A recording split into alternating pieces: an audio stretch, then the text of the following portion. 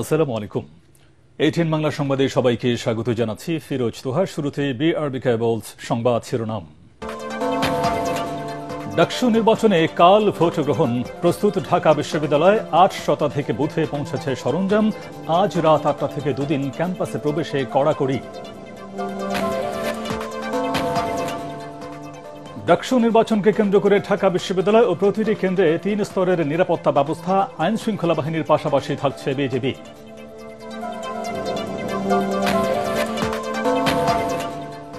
Fascist শাসন ব্যবস্থায় ধ্বংস হওয়া প্রতিষ্ঠানগুলো শক্তিশালী করবে বিএনপি। ঠাকুরগাঁওয়ে দলের দ্বিবার্ষিক সম্মেলনে বললেন মির্জা ফখরুল।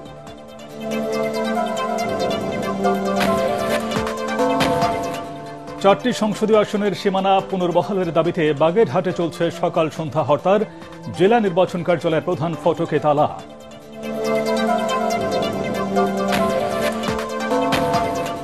এবং জলবায়ু পরিবর্তনের ক্ষয়ক্ষতি মোকাবেলায় আইএমএফ এর কাছে $5 বিলিয়ন ঋণ সহায়তা চাইবে বাংলাদেশ, জানালেন অর্থ উপদেষ্টা।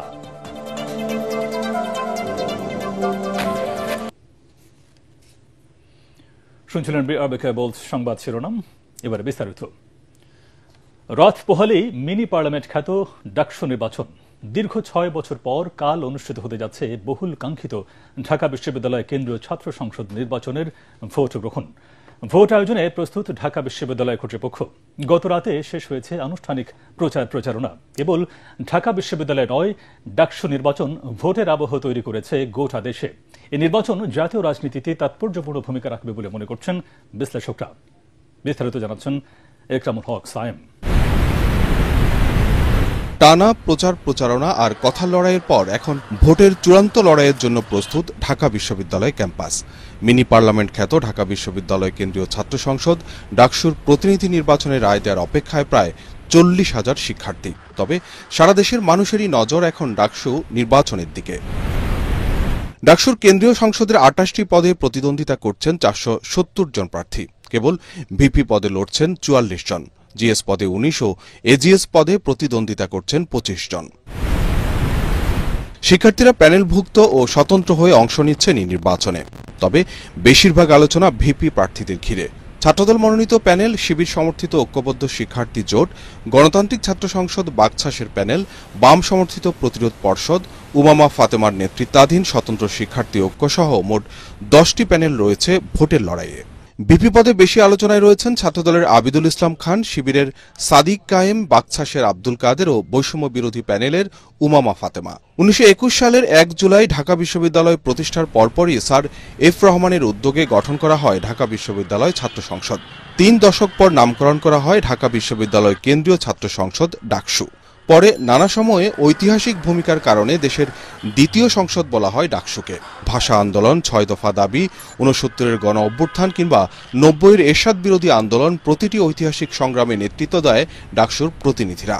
24-এর ছাত্র জনতার গণ অভ্যুত্থানেরও সম্মুখ সারিতে ছিলেন ঢাকা বিশ্ববিদ্যালয়ের শিক্ষার্থীরা।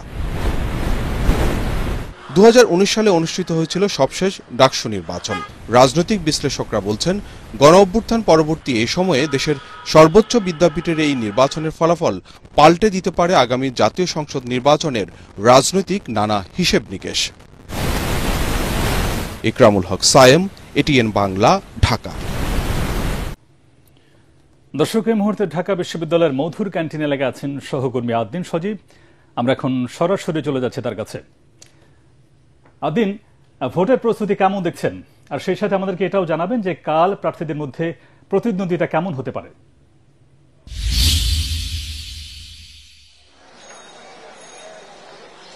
প্রার্থীদের মধ্যে প্রতিদ্বন্দ্বিতা যে ইতিমধ্যেই ব্যাপকভাবে জমে উঠেছে সেটা নিশ্চয়ই এতদিনে ঢাকা বিশ্ববিদ্যালয়ের শিক্ষার্থীরা এবং বিশেষ করে যারা খবরাখবর রাখেন ঢাকা বিশ্ববিদ্যালয়ের এবং ডাকসু নির্বাচনের, তারা খুব ভালো মতোই বোঝেন। আপনি জানেন যে ভোট আগামীকাল, সময় হাতে খুবই কম। এখন প্রচারণার সুযোগ নেই, রাতেই শেষ হয়েছে গতকাল। সার্বিকভাবে যে পরিস্থিতি আমরা এখন দেখছি দুপুর পর্যন্ত, অর্থাৎ কিছুক্ষণ আগে পর্যন্ত পরিস্থিতি সবকিছুই ছিল একরকম অভিযোগ মুক্ত, প্রায় অভিযোগ মুক্ত। কিন্তু কিছুক্ষণ আগে ছাত্রদল একটি সংবাদ সম্মেলন করেছেন। ছাত্রদল ঠিক না, ছাত্রদল সমর্থিত যে প্যানেল আবিদ, হামিম এবং মায়েত পরিষদ, তারা একটি সংবাদ সম্মেলন করেছেন। তারা বলছেন যে তাদের যে আইডি, কারো কারো আইডি হ্যাক অ্যাটাক হয়েছে, সাইবার অ্যাটাক হয়েছে, এবং এই অ্যাটাক হওয়ার কারণে তাদের পেজগুলো বা আইডি গুলো এখন আর অনেকটা ডিসেবল হয়ে গেছে।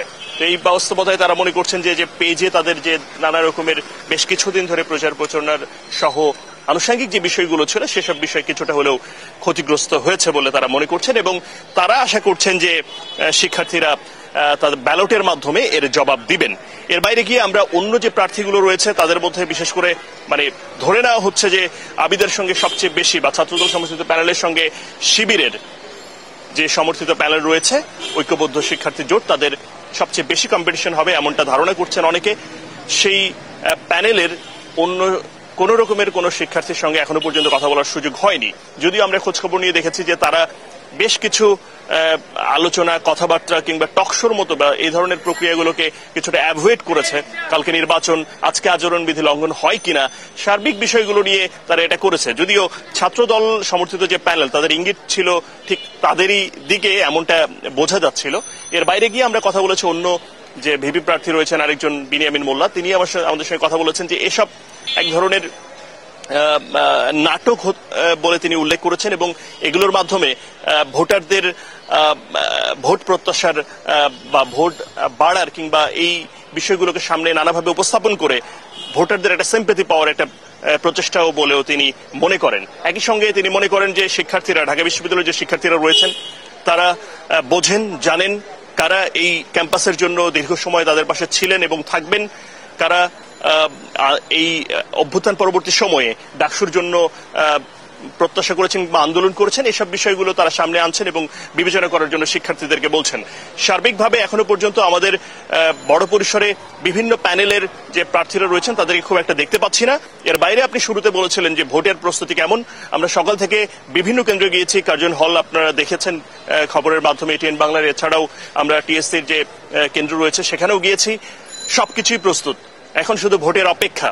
এদিক দিয়ে যেমন ছাত্রদল সমর্থিত প্যানেলের ভিপি প্রার্থী আবিদ বলছেন যে ভোট বিপ্লব হবে এবং তার মাধ্যমে তারা প্রত্যাশিত যে ভোট সেটা পাবেন এবং বিজয়ী হবেন। এভাবে অন্য যে প্রার্থীরা রয়েছেন সেই বিষয়গুলোও কিন্তু সামনের কালকের যে দিনটা রয়েছে সেখানে প্রমাণ হওয়ার সুযোগ রয়েছে, এবং সবাই প্রত্যাশা করছেন, যেহেতু সবাই ভোটমুখী, কালকের দিনের যে ভোটটা 24-এর অভ্যুত্থানের পরে যে ভালো একটা ভোটের প্রত্যাশা ডাকসু নির্বাচনের মাধ্যমে, এই নির্বাচনে যারা প্রার্থী নির্বাচিত হবেন, যে প্যানেল এর বেশি প্রার্থী আসবেন, তার উপরে নির্ভর করে আগামী নির্বাচনেরও গতিবিধি কিংবা নানা রকম হিসেব নিকেশের কথা ইকরামুল হক সায়েম বলছিলেন। সবকিছু মিলিয়ে সত্যিই কিন্তু এমনই ঢাকা বিশ্ববিদ্যালয়ের যে কেন্দ্রীয় ছাত্র সংসদ নির্বাচন রয়েছে সেই নির্বাচনের দিকে এখন সবাই তাকিয়ে, দেখা যাক শেষ পর্যন্ত এই ভোটটা কেমন হয়। আর অন্য প্রার্থীদের যে আলোচনা, কথা কিংবা বক্তৃতা কিংবা নানা রকমের মত, দ্বিমত কিংবা অভিযোগ, সেসব নিশ্চয়ই পরবর্তী সংবাদে আমরা জানাতে পারবো। জিয়াউদ্দিন, আপনাকে ধন্যবাদ। আজ রাত থেকে আগামী বুধবার রাত পর্যন্ত ঢাকা বিশ্ববিদ্যালয়ে বহিরাগত কাউকে ঢুকতে দেওয়া হবে না বলে জানিয়েছেন সিনিয়র রিটার্নিং কর্মকর্তা ডক্টর গোলাম রব্বানী। ভোট গ্রহণকে কেন্দ্র করে ঢাকা বিশ্ববিদ্যালয় এবং প্রতিটি কেন্দ্রে থাকছে আইনশৃঙ্খলা বাহিনীর 3 স্তরের নিরাপত্তা ব্যবস্থা। বিশ্ববিদ্যালয়ের প্রক্টর সাইফুদ্দিন আহমেদ জানিয়েছেন, কাল ভোটের দিন ঢাকা বিশ্ববিদ্যালয়ের আশপাশে আইনশৃঙ্খলা বাহিনীর পর্যাপ্ত সদস্যের পাশাপাশি থাকবে বিজিবি।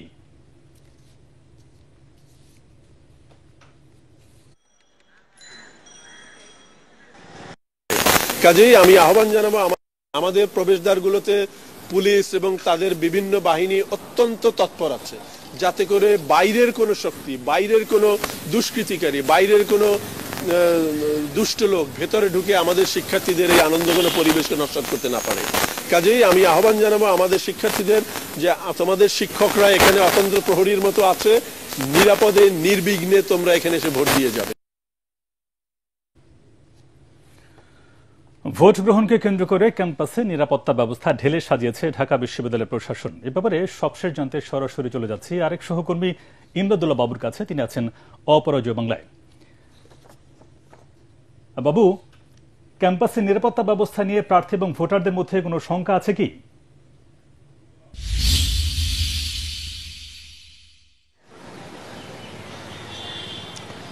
তোহা, যেমনটি আপনি শুনছিলেন, ঢাকা বিশ্ববিদ্যালয়ের যিনি প্রক্টর তিনি বলছিলেন যে তারা ভোটটি নিরপেক্ষ, সুষ্ঠুভাবে এবং নিরাপদে সম্পন্ন করার জন্য যা যা করা প্রয়োজন সবকিছুই কিন্তু করেছেন।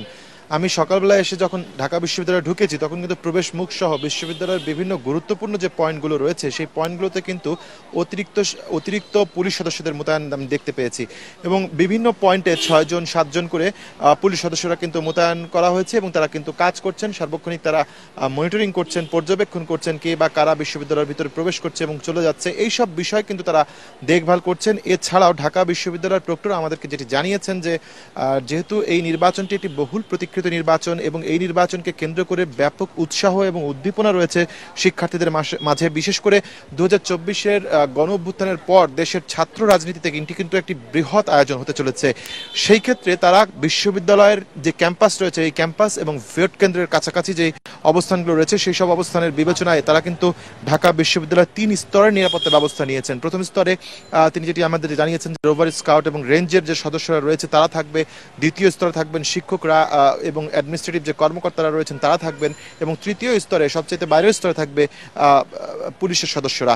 শুধু তাই নয়, বিশ্ববিদ্যালয়ের যে ক্যাম্পাসটি রয়েছে এই ক্যাম্পাসের চারপাশে কিন্তু অতিরিক্ত বিজিবি সদস্য কালকে মোতায়েন করা হবে এবং তারা স্ট্রিক্ট একটি কথা বলেছেন, সেটি হচ্ছে যে সকাল 7টা থেকে অর্থাৎ আগামীকাল সকাল থেকে পরের দিন 10 তারিখ রাত পর্যন্ত কিন্তু ঢাকা বিশ্ববিদ্যালয়ে কোনো বহিরাগতকে ঢুকতে দেওয়া হবে না। কেবলমাত্র কার্ডধারী যারা রয়েছেন, বিশ্ববিদ্যালয়ের সংশ্লিষ্ট শিক্ষক, বিশ্ববিদ্যালয়ের সংশ্লিষ্ট কর্মকর্তা কর্মচারী যারা রয়েছেন তারাই কেবল ঢুকতে পারবেন তাদের পরিচয়পত্রটি দেখিয়ে। এরকম একটি কড়া নিরাপত্তা বলয় কিন্তু ঢাকা বিশ্ববিদ্যালয়ে তৈরি করা হয়েছে এবং এর প্রতিফলন কিন্তু আমরা এরই মাঝে দেখতে পাচ্ছি। তো এরকম একটি সার্বিক পরিস্থিতির মধ্যে শিক্ষার্থীরা কিন্তু বেশ আশ্বস্ত। তারা বলছেন যে নিশ্চয়ই কোনো অনাকাঙ্ক্ষিত ঘটনা বা উদ্রেক এখানে হবে না, কোনো রকমের কোনো সমস্যা ছাড়াই তারা নির্বিঘ্নে তাদের পছন্দের যে প্রার্থী আছেন তাদেরকে নির্বাচিত করতে পারবেন। এছাড়াও আপনাকে জানিয়ে রাখি যে এরই মধ্যে কিন্তু ভোট গ্রহণের জন্য যে প্রয়োজনীয় কার্যক্রম রয়েছে, ব্যালট বাক্স সহ ব্যালট পেপার সহ ভোট গ্রহণগুলোকে তৈরি করা, এই সব কিন্তু শেষ করেছে বিশ্ববিদ্যালয় কর্তৃপক্ষ এবং আগামীকাল সকাল নাগাদ ব্যালট বাক্সগুলো এবং ব্যালট পেপারগুলো কেন্দ্রে যাওয়ার কথা রয়েছে, যেটি আমাদেরকে জানিয়েছেন সিনিয়র রিটার্নিং কর্মকর্তা ডক্টর গোলাম রব্বানী। আমরা ঢাকা বিশ্ববিদ্যালয় ক্যাম্পাসে ঘুরেছি এবং শিক্ষার্থীদের সাথে কথা বলেছি। তারা এখন পর্যন্ত বিশ্ববিদ্যালয় এবং ভোটের সার্বিক পরিবেশ নিয়ে কিন্তু সন্তোষ প্রকাশ করছেন। তবে যারা প্রার্থী রয়েছেন তারা প্রচার প্রচারণাতে না থাকলেও এখনো কিন্তু শিক্ষার্থীদের সাথে কথা বলছেন, বিভিন্ন জায়গায় তারা কিন্তু জড়ো হচ্ছেন, দেখা যাচ্ছে তাদেরকে, এবং তারা গণমাধ্যমের সামনে কথা বলছেন না, এড়িয়ে চলছেন গণমাধ্যমকে। তবে প্রার্থী যারা রয়েছেন তাদের কিন্তু অনেক কনফিডেন্স দেখা যাচ্ছে যে তারা যাকে যাকে আমরা দেখেছি তারা সবাই কিন্তু আশা করছেন যে তারা আগামীকাল শিক্ষার্থীদের যে রায় রয়েছে সেই রায় পাবেন এবং তারা এই ভোটে নির্বাচিত হবেন। আমি আরেকটু জানিয়ে রাখি আপনাকে যে ঢাকা বিশ্ববিদ্যালয়ের উপাচার্য তিনিও বেশ কয়েকটি কেন্দ্রে আসলে পরিদর্শন করেছেন এবং বিকেলেও তার বেশ কয়েকটি কেন্দ্রে যাওয়ার কথা রয়েছে। ঢাকা বিশ্ববিদ্যালয়ের মোট 8টি কেন্দ্রের 810টি বুথ রয়েছে। এই 810টি বুথে কিন্তু সার্বিক নিরাপত্তার যে বিষয়গুলো রয়েছে সেই বিষয়গুলো কিন্তু সুচারুভাবে সম্পন্ন করেছে প্রক্টোরিয়াল বডি যেটি রয়েছে ঢাকা বিশ্ববিদ্যালয়। তারা এখন এই ভোটের যে কার্যক্রম রয়েছে সেটি সকাল থেকে শুরু হওয়ার পর কি পরিস্থিতি দাঁড়ায় সেটি দেখার অপেক্ষায় সবাই আমরা আছি। তোহা, এই ছিল ঢাকা বিশ্ববিদ্যালয়ের ডাকসুর সামনে থেকে আমার কাছে সবশেষ তথ্য। জি বাবু, আপনাকে ধন্যবাদ। ডাকসু নির্বাচনে প্রার্থিতা ও ব্যালট নম্বর পুনর্বহালের নির্দেশনা চেয়ে নিষিদ্ধ ঘোষিত ছাত্রলীগের জুলিয়াস সিজার তালুকদারের রিট সরাসরি খারিজ করে দিয়েছেন হাইকোর্ট। দুপুরে বিচারপতি মুজিবুর রহমান মিয়া ও বিচারপতি বিশ্বজিৎ দেবনাথের হাইকোর্ট বেঞ্চ এই আদেশ দেন। আইনজীবী শিশির মনির জানান, জুলিয়াস সিজার তালুকদার ডাকসু নির্বাচনে অংশ নিতে পারবেন না, একই সাথে ভোটার তালিকা থেকে বাদ পড়ায় তিনি ভোটও দিতে পারবেন না।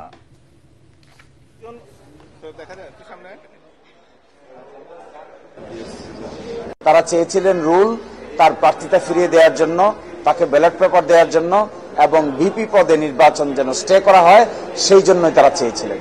তো আজকে মাননীয় হাইকোর্ট ডিভিশন তার এই রিট পিটিশনটি সামারালি রিজেক্ট করে দিয়েছেন। তার অর্থ হলো আগামীকালকে তিনি প্রার্থী হতে পারবেন না, তিনি নির্বাচনে কন্টেস্ট করতে পারবেন না, ভোটার তালিকাও তার নাম থাকবে না এবং আগামীকালকে যথারীতি সকাল 8টায় ঢাকা বিশ্ববিদ্যালয়ের সেন্ট্রাল স্টুডেন্ট ইউনিয়ন ডাকসুর নির্বাচন অনুষ্ঠিত হবে। এদিকে জাহাঙ্গীরনগর বিশ্ববিদ্যালয় কেন্দ্রীয় শিক্ষার্থী সংসদ জাকসু নির্বাচন স্থগিত চেয়ে হাইকোর্টে রিট করা হয়েছে। সকালে হাইকোর্টের সংশ্লিষ্ট শাখায় এই রিট করেন বিশ্ববিদ্যালয়ের এক শিক্ষার্থী। জাকসু নির্বাচনের প্রচারণা শেষ হতে যাচ্ছে কাল রাত 12টায়। তাই প্রার্থী ও সমর্থকদের শেষ মুহূর্তের প্রচারণা ঘিরে উৎসব মুখর পরিবেশ ক্যাম্পাস জুড়ে। দীর্ঘ 33 বছর পর অনুষ্ঠিতব্য এই নির্বাচনকে অবাধ, নিরপেক্ষ, নির্বিঘ্ন করতে বিশ্ববিদ্যালয় প্রশাসন ক্যাম্পাসে নিরাপত্তা জোরদার করেছে। এদিকে বাতিল হওয়া প্রার্থিতা ফিরে পেতে নির্বাচন কমিশনকে আইনি নোটিশ পাঠিয়েছেন বাম সমর্থিত ভিপি প্রার্থী অমর্ত্য রায়।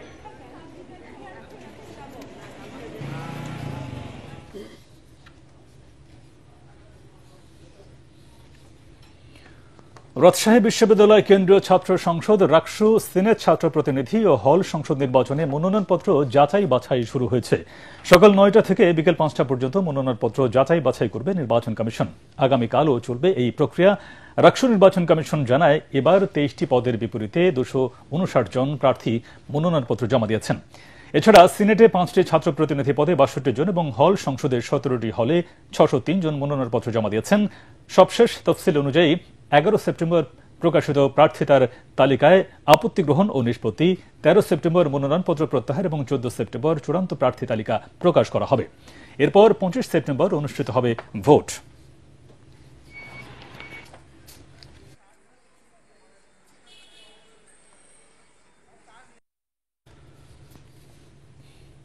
তারেক রহমানের নেতৃত্বে টেকসই গণতন্ত্র নিশ্চিত হবে এমন প্রতিশ্রুতি দিয়ে বিএনপি মহাসচিব মির্জা ফখরুল ইসলাম আলমগীর বলেছেন, ফ্যাসিস্ট শাসন ব্যবস্থায় ধ্বংস হওয়া প্রতিষ্ঠানগুলো শক্তিশালী করা হবে। এজন্য রাজনৈতিক দল হিসেবে বিএনপিকে শক্তিশালী করতে সকলকে ঐক্যবদ্ধ থাকার আহ্বান জানান তিনি।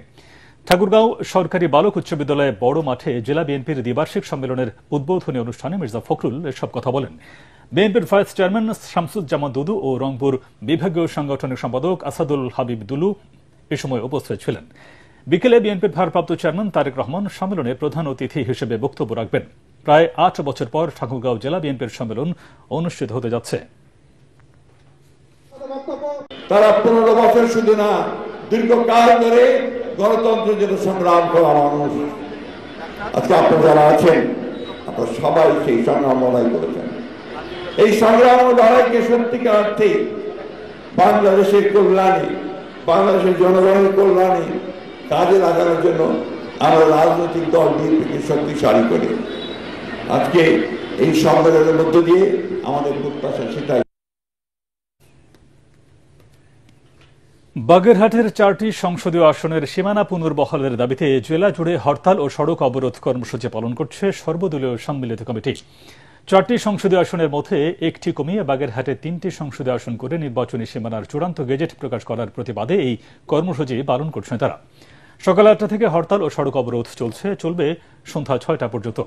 বাগেরহাট মহাসড়কের কেন্দ্রীয় বাস স্ট্যান্ড, জেলা প্রশাসকের কার্যালয়ের সামনে, খুলনা ঢাকা মহাসড়কের দশানি, নওয়াপাড়া, কাটাখালী, মোল্লাহাট সেতু, বাগেরহাট পিরোজপুর মহাসড়কের সাইনবোর্ড বাজার, খুলনা মংলা মহাসড়কের ফয়লা, মংলা বাসস্ট্যান্ড সহ জেলার অন্তত 20টি গুরুত্বপূর্ণ স্থানে সড়কের ওপর গাড়ি, গাছের গুড়ি ও বেঞ্চ রেখে অবরোধ করছেন সর্বদলীয় সম্মিলিত কমিটির নেতাকর্মীরা। হরতালের অংশ হিসেবে তারা সকাল 8:30টার দিকে জেলা নির্বাচন অফিসের প্রধান ফটকে তালা ঝুলিয়ে দেন। পরে মিছিল সহ জেলা প্রশাসকের কার্যালয়ের সামনে অবস্থান নেয় নেতাকর্মীরা। সাবেক সচিব আবু আলম মোহাম্মদ শহীদ খানকে গ্রেফতার করেছে ঢাকা মহানগর গোয়েন্দা পুলিশ, ডিবি। দুপুর 12টার দিকে রাজধানীর স্কাটনের বোরাক টাওয়ারের নিজ বাসা থেকে তাকে গ্রেফতার করা হয়। ঢাকা মহানগর গোয়েন্দা পুলিশ এই তথ্য নিশ্চিত করে জানিয়েছে, শাহবাগ থানায় সন্ত্রাস বিরোধী আইনে দায়ের করা মামলায় সাবেক সচিব আবু আলম মোহাম্মদ শহীদ খানকে গ্রেফতার করা হয়েছে। আজই তাকে আদালতে সোপর্দ করা হবে। জানা গেছে, রাজধানীতে মঞ্চ 71 ষড়যন্ত্রের সংশ্লিষ্টতার অভিযোগে সাবেক সচিব আবু আলম মোহাম্মদ শাহিন খান ও ছোটিকা মিছিলে অংশগ্রহণকারী 5 জন সহ মোট 6 জনকে গ্রেফতার করেছে ঢাকা মহানগর গোয়েন্দা পুলিশ। এবছর নির্বিঘ্নে শারদীয় দুর্গাপূজা উদযাপনে কোনো হুমকি নেই বলে আশ্বস্ত করেছেন স্বরাষ্ট্র উপদেষ্টা জাহাঙ্গীর আলম চৌধুরী। তিনি জানান, দুষ্কৃতকারীরা সবসময় সক্রিয় থাকে, তাদের প্রতিহত করা হবে। দুর্গাপূজা উপলক্ষে আইন শৃঙ্খলা বাহিনীর সাথে সনাতন সম্প্রদায়ের সমন্বয় বৈঠক শেষে উপদেষ্টা এসব কথা বলেন। এবার দুর্গাপূজায় 33,000 মণ্ডপ হচ্ছে সারা দেশে। 24 ঘণ্টা মণ্ডপ পরিদর্শনে থাকবে আইন শৃঙ্খলা বাহিনী। পূজা উপলক্ষে মেলা হবে না, কমিটির অনুমোদন নিয়ে কিছু দোকান বসতে পারবে। মেলার নামে মদ ও গাঁজার আড্ডা বন্ধ করা হবে। সন্ধ্যা 7টার মধ্যে মণ্ডপ বিসর্জন করতে নির্দেশনা দেওয়া হয়েছে বলে জানান স্বরাষ্ট্র উপদেষ্টা। যে কোনো ধরনের বিশৃঙ্খলা প্রতিহতে সর্বোচ্চ সতর্ক থাকবে আইন শৃঙ্খলা বাহিনী। 24 ঘন্টা যেন এই মণ্ডপটা একটা অবজারভেশনে থাকে, এই ব্যবস্থা থাকবে। আর এই পূজা উপলক্ষে অনেক সময় আশেপাশে যে মেলাগুলি হয়, তারপরে ওখানে গাঁজার আড্ডা বসে, মদের আড্ডা বসে, এইগুলি কিন্তু এবার কোন অবস্থায় হবে, কোন রকমের কোন মেলা হবে না। বাট ওই ছোটখাটো 2-1টা দোকান থাকতে পারে, পুলিশ থাকবে, আনসার থাকবে, র্যাব থাকবে, বিজিবি থাকবে। বর্ডারের পূজা মণ্ডপগুলিতে মেইন দায়িত্বটা বিজিবির উপরেই বর্তায়, এবং ওখানে তো পুলিশও থাকবে, বাট বিজিবির উপরে ওইটা হলো তাদের একটু বেশি ইসে থাকতে হবে। আর আনসার সব জায়গায় থাকবে। জলবায়ু পরিবর্তনের প্রভাব বা ক্ষয়ক্ষতি মোকাবেলায় আগামী মাসে IMF এর বার্ষিক সভায় $5 বিলিয়ন ঋণ সহায়তা চাইবে বাংলাদেশ। অর্থ উপদেষ্টা ড সালেহুদ্দিন আহমেদ ক্ষোভ জানিয়ে বলেন, দাতাদের কাছ থেকে $1-2 বিলিয়ন পেতে ঘাম বেরিয়ে যায়। আর প্রধান উপদেষ্টার প্রেস সচিব শফিকুল আলম বলেন, জলবায়ু পরিবর্তনের কারণে আঞ্চলিক অস্থিরতা বাড়ছে। PKSF ভবনে জলবায়ু অর্থায়ন সংক্রান্ত প্রতিবেদন বিষয়ক প্রশিক্ষণের উদ্বোধনী অনুষ্ঠানে তারা এসব কথা বলেন। শরফুল আলমের রিপোর্ট।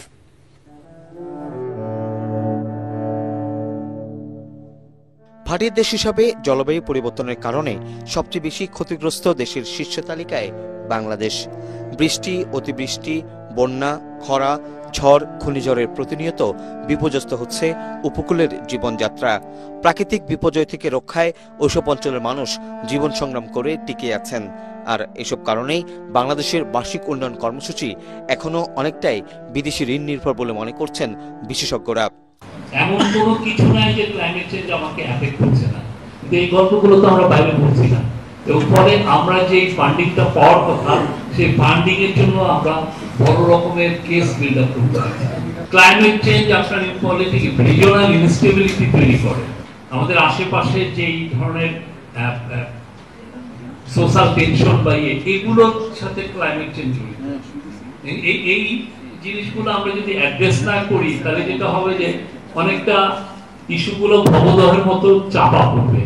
অনুষ্ঠানে সরকারের নীতি নির্ধারকরা জানান, বাংলাদেশে জলবায়ুর বিরূপ প্রভাবের ব্যাপক ক্ষয়ক্ষতির তথ্য আন্তর্জাতিক অঙ্গন জানে না।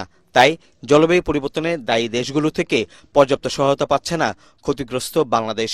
আগামী মাসে IMF এর বার্ষিক কনফারেন্সে এই বিষয়ে ঋণ সহায়তা চাওয়া হবে বলে জানান অর্থ উপদেষ্টা। সাহায্য সহায়তা দলে সেটা আসছে না।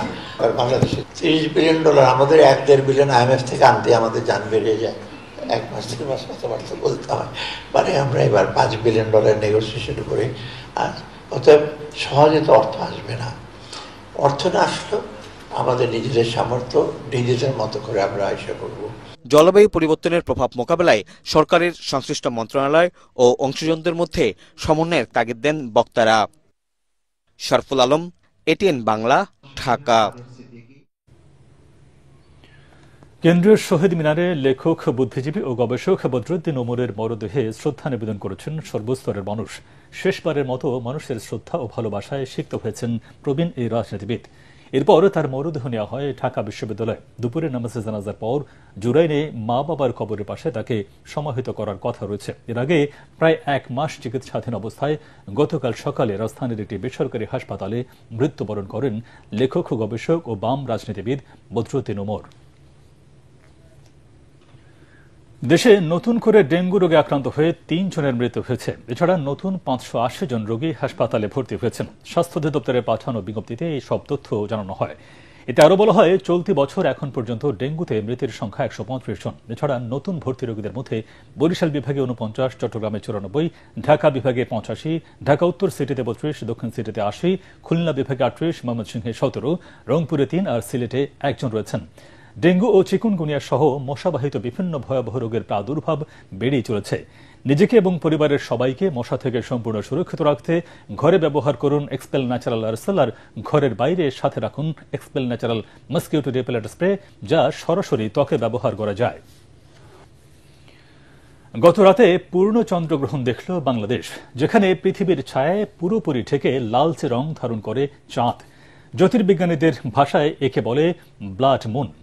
আবহাওয়া অধিদপ্তরের তথ্য মতে বাংলাদেশ সময় রোববার রাত 9:27 চন্দ্রগ্রহণ শুরু হয়। রাত 12:11 হয় কেন্দ্রীয় গ্রহণ। পূর্ণ গ্রহণ থেকে চাঁদের নির্গমন শুরু হয় রাত 12:53। গ্রহণ থেকে চাঁদ সম্পূর্ণরূপে বেরিয়ে স্বাভাবিক রূপে ফেরে রাত 2:56। 2022 সালের পর এটি দীর্ঘতম পূর্ণগ্রাস চন্দ্রগ্রহণ। জানা যায় পূর্বে ইন্দোনেশিয়ার হিলা দ্বীপ থেকে শুরু করে পশ্চিমে কেনিয়ার মোম্বাসা বন্দর পর্যন্ত এলাকা থেকে চন্দ্রগ্রহণটি পূর্ণাঙ্গভাবে দেখা গেছে। এই দুই প্রান্তের কিছুটা পূর্ব পশ্চিমেও আংশিক চন্দ্রগ্রহণ দেখা গেছে। তবে উত্তর আমেরিকা, ক্যারিবীয় অঞ্চল ও দক্ষিণ আমেরিকার প্রায় 90% এলাকা থেকে এই চন্দ্রগ্রহণ দেখা যায়নি। এবার পূবালী ব্যাংক বাণিজ্য সংবাদ।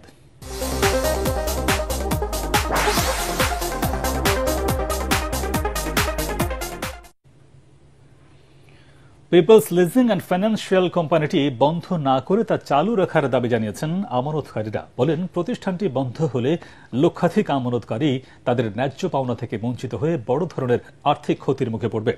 জাতীয় প্রেসক্লাবে আয়োজিত সংবাদ সম্মেলনে আমানতকারীরা বলেন, পিপলস লিজিং কোম্পানিটির ডিফল্টার ঋণ খেলাপি মালিক ও গ্রাহকদের বিপদে ফেলার জন্য দায়ী ব্যক্তিদের বাঁচাতে প্রতিষ্ঠানটি বন্ধ করার ষড়যন্ত্র চলছে।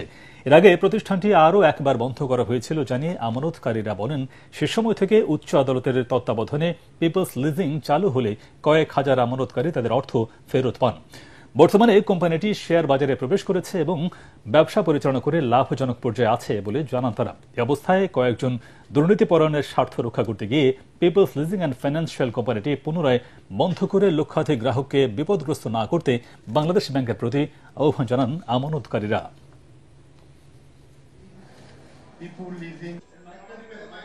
বর্তমান সরকারের নিকট আমাদের আকুল আবেদন, লিজিং থেকে লুটপাটে করা আত্মসাৎ করে যেটুকু সম্পদ আত্মসাৎকারীরা দেশে বিদেশে নিয়ে গেছে সেটা আপনারা উদ্ধার করুন।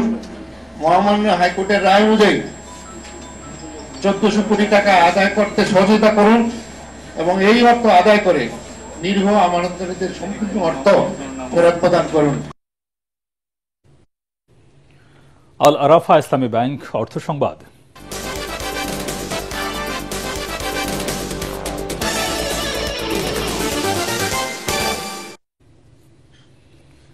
দেশের গাড়ি প্রেমীদের জন্য নতুন অভিজ্ঞতা দিতে মেঘনা গ্রুপের কিয়া বাংলাদেশ আনুষ্ঠানিক উদ্বোধন করল কিয়া স্পোর্টেজের। রাজধানীর তেজগাঁও গুলশান লিংক রোডের শোরুমে অনুষ্ঠিত গ্র্যান্ড লঞ্চিং ইভেন্টে উপস্থিত ছিলেন মেঘনা গ্রুপের অপারেশন ডিরেক্টর আশিক নবী, মেঘনা কার ম্যানুফ্যাকচারিং লিমিটেডের executive director finance Abu Bakar, head of marketing Nafiz Imtiaz Karim, Kia চট্টগ্রামের head of operation Mirza Ahsan Reza, মেঘনা কার ম্যানুফ্যাকচারিং লিমিটেডের মার্কেটিং ম্যানেজার সাজ্জাদ চৌধুরী। তারা বলেন, কিয়া স্পোর্টেজের মাধ্যমে এসইউভি এর জগতে নতুন দিগন্ত উন্মোচিত হতে যাচ্ছে। ব্যক্তিত্ব সম্পন্ন আধুনিক রূপ, প্রযুক্তি আর নান্দনিক ডিজাইনের সমন্বয়ে স্পোর্টেজ 2026 সম্পূর্ণ ড্রাইভার ফোকাসড। অনুষ্ঠানে শোবিজ তারকাদের মধ্যে উপস্থিত ছিলেন তাসনিয়া ফারিন, ফারজানা রিদি শেখ, সালমান মোহাম্মদ মুক্তাদির, দিশা ইসলাম সহ অনেকেই।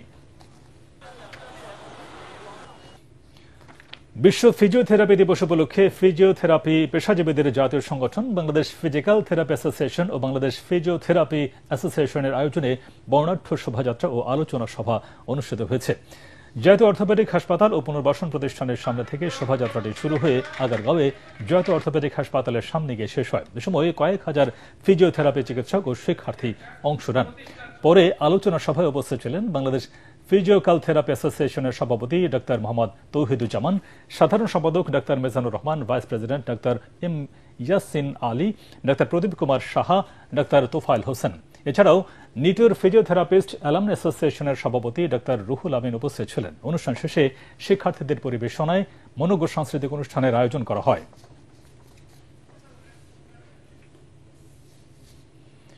এবার খেলার খবর।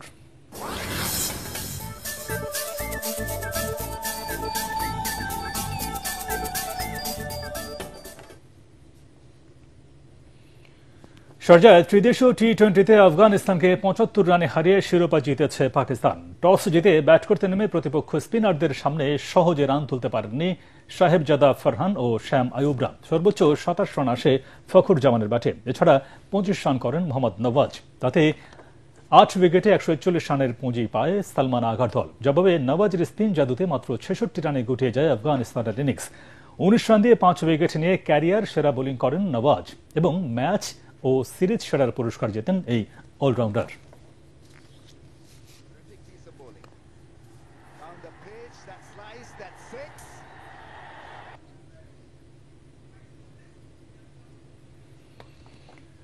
একটি ঘোষণা, এটিএন বাংলার নাম ব্যবহার করে সাংবাদিক পরিচয়ে কতিপয় ব্যক্তির বিরুদ্ধে সংবাদ সংগ্রহের নামে দেশের বিভিন্ন স্থানে চাঁদাবাজির অভিযোগ পাওয়া যাচ্ছে। এ ধরনের চাঁদাবাজ ও ভুয়া নাম ব্যবহারকারীদের নিকটস্থ থানায় সোপর্দ করার জন্য অনুরোধ জানাচ্ছে এটিএন বাংলা কর্তৃপক্ষ। এছাড়াও প্রতিষ্ঠানটিতে সাংবাদিক ও জনবল নিয়োগের ভুয়া বিজ্ঞাপন দিয়ে একটি চক্র প্রতারণা করছে। বর্তমানে এটিএন বাংলায় কোনো ধরনের নিয়োগ প্রক্রিয়া চলছে না। নিয়োগ নিয়ে কারো সাথে আর্থিক লেনদেন না করার অনুরোধ জানাচ্ছে এটিএন বাংলা কর্তৃপক্ষ। শেষ করার আগে বিআরবি কেবলস সংবাদ শিরোনাম আরেকবার। ডাকসুতে কাল ভোট উৎসব প্রস্তুত ঢাকা বিশ্ববিদ্যালয়। 8 শতাধিক বুথে পৌঁছেছে সরঞ্জাম। আজ রাত 8টা থেকে দুদিন ক্যাম্পাসে প্রবেশে কড়াকড়ি। ডাকসু নির্বাচনকে কেন্দ্র করে ঢাকা বিশ্ববিদ্যালয়ের প্রতিটি কেন্দ্রে 3 স্তরের নিরাপত্তা ব্যবস্থা। আইন শৃঙ্খলা বাহিনীর পাশাপাশি থাকছে বিজিবি।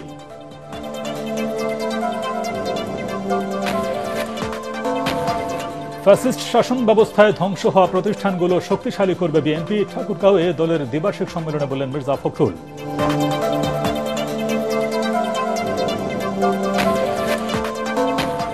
4টি সংসদীয় আসনের সীমানা পুনর্বহালের দাবিতে বাগেরহাটে চলছে সকাল সন্ধ্যা হরতাল। জেলা নির্বাচন কার্যালয়ের প্রধান ফটকে তালা।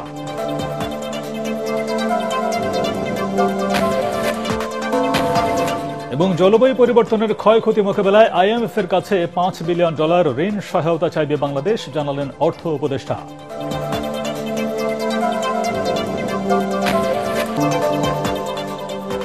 পরবর্তী সংবাদ দেখার আমন্ত্রণ জানিয়ে এখনকার মতো শেষ করছি। এটিএন বাংলার সংবাদ ইউটিউবে দেখতে ব্রাউজ করুন youtube/ATN Bangla News।